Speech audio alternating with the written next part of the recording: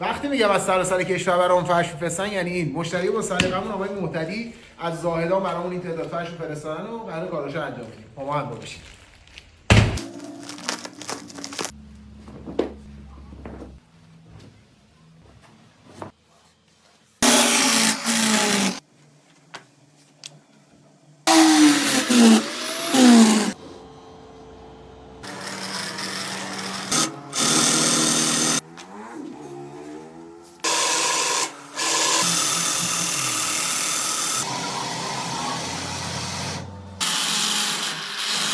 بریم نتیجه کارو با هم ببینیم.